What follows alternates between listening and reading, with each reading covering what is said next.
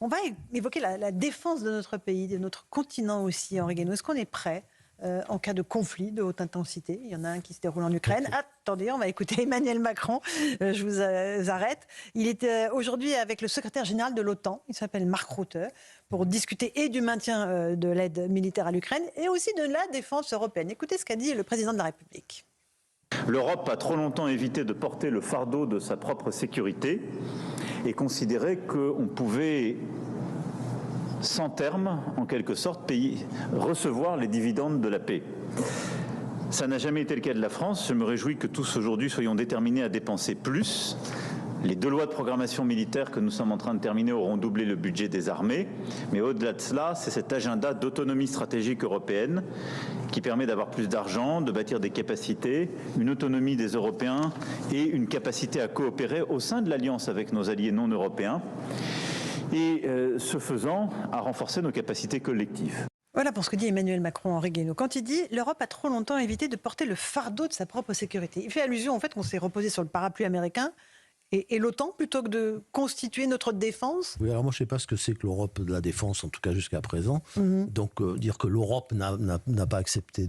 A trop longtemps évité de porter le fardeau. C'est pas l'Europe, c'est chacun des pays européens qui ont refusé de faire cet effort. Tout le monde voulait tirer, après l'effondrement du bloc communiste, tout le monde voulait tirer les dividendes de la paix, exactement comme après la Première Guerre mondiale. A demandé à Churchill, qui s'est battu contre cette fameuse idée des dividendes de la paix, qui a failli laisser sa carrière.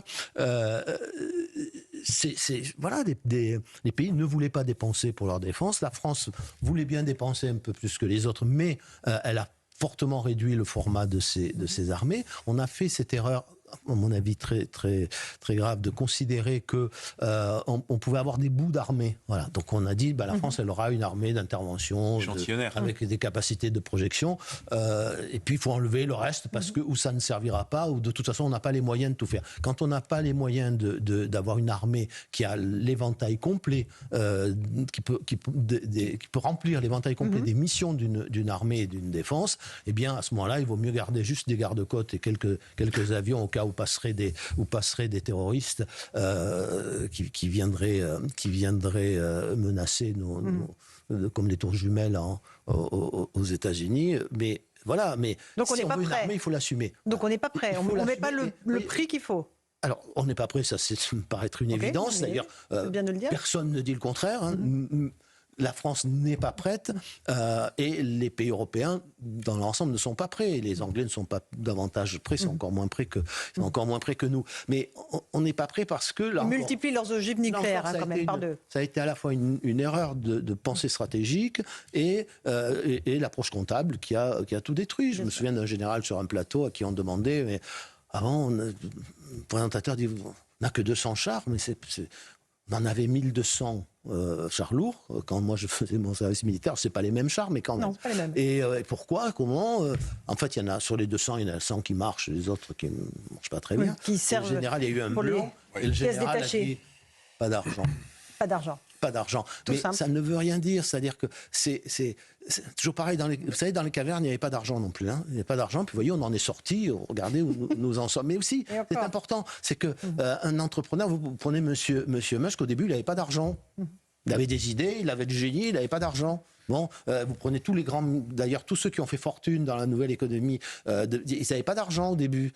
Et puis M. Ford, au début, il n'avait pas d'argent non plus. Donc c'est une question de volonté politique, c'est ce que vous voulez dire? Oui, alors c'est la volonté politique ou la volonté des entrepreneurs, mais là, en l'occurrence, ce que nous n'arrivons pas à faire et que les Américains, que nous ne voulons pas faire, que les Américains font très très bien, c'est d'utiliser nos dépenses de défense pour avoir pour nourrir notre politique industrielle, pour nourrir notre politique d'innovation technologique. C'est-à-dire quand vous dites, quand on disait il faut un deuxième porte-avions, que tout le monde a promis que personne n'a voulu faire, c'est un porte-avions.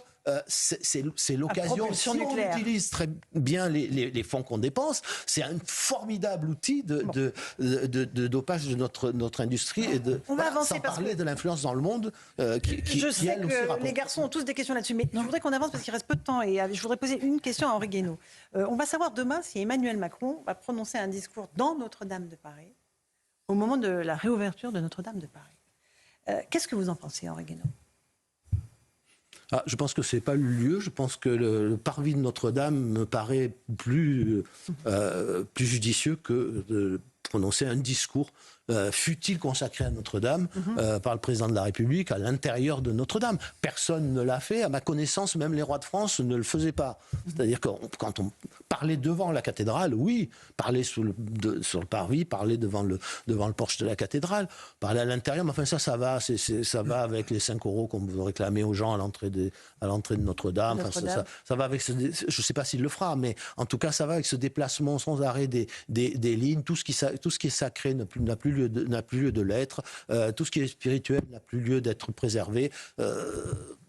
Voilà, je trouve que s'il fait ça, je trouve que c'est un geste, encore une fois, de désacralisation qui, à mon avis, n'a pas lieu d'être. Et vous savez, c'est encore toujours l'approche comptable. Tout ce qui se compte, c'est important. Tout ce qui se quantifie est important. Tout ce qu'on mesure, tout ce qu'on pèse ou sous-pèse, c'est important. Tout ce qui a un prix de marché, c'est important. Tout le reste n'a pas d'importance. Eh bien, tout le reste a de l'importance et parfois encore plus d'importance, même pour la prospérité matérielle d'un pays. Donc le spirituel, l'immatériel. Mais tout, l'immatériel, le spirituel, le culturel, l'anthropologique.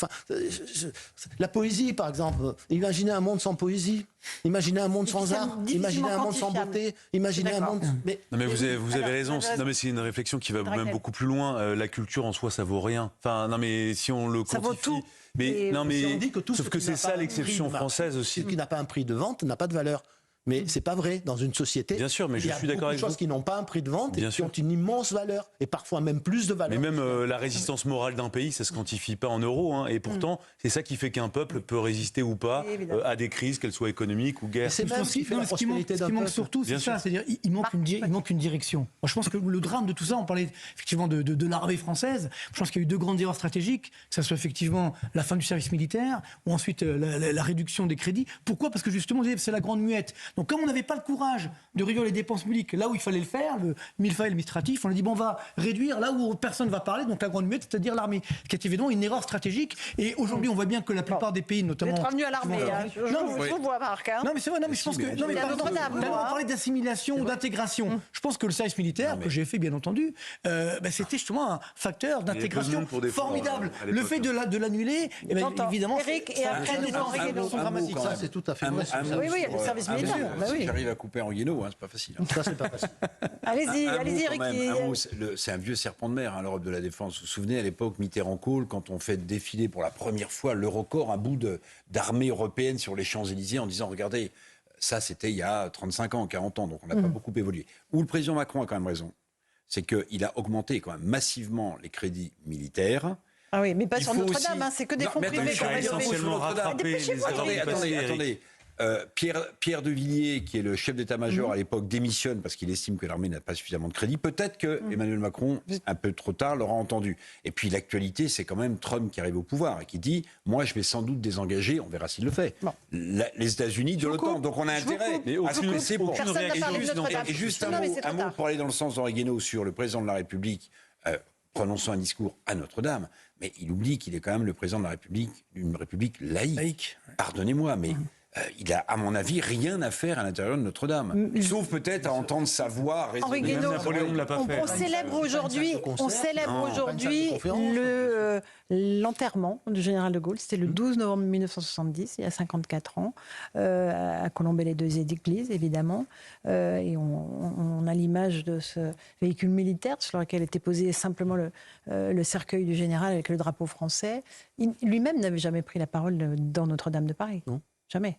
Non. Parce que c'était sacré. Il a parlé en dehors, mais à ma connaissance, il n'a jamais pris la parole. Et d'ailleurs, il fréquentait peu ostensiblement les églises. Il les fréquentait, mais de façon privée et discrète, sauf pour les grandes cérémonies où il venait en tant que président de la République. Mais il ne disait rien et il se faisait même un devoir de ne pas communier en public. Voilà, il y avait une petite chapelle à l'Élysée où il communiait, le général de Gaulle. Oui, absolument. Et ça ne l'empêchait pas d'être extrêmement croyant. Mais je crois qu'il avait une idée de sa fonction, une idée de ce qu'est un président de la République, de ses devoirs qu'il s'imposait à lui-même, que les dirigeants d'aujourd'hui n'ont plus. Mais c'est bien le problème, au fond. Mais quel est l'argument C'est tout le pour lequel il problème. intervient? C'est le dernier mot. C'est le dernier mot. C'est tout le problème. Non, c'est bien le problème. C'est-à-dire que la vision qu'ont les responsables politiques depuis on est Jeanne Fabrique en France, elle n'a plus cette hauteur, elle n'a plus cette profondeur, il n'y a plus du tout le sens de la symbolique du pouvoir qui est absolument indispensable à la cohésion d'un peuple. Merci beaucoup Henri Guénaud d'être venu ce soir dans Punchline. Merci à Marc Toiti en pleine Avec forme. plaisir. Louis de Raynal tout autant et Éric Revel.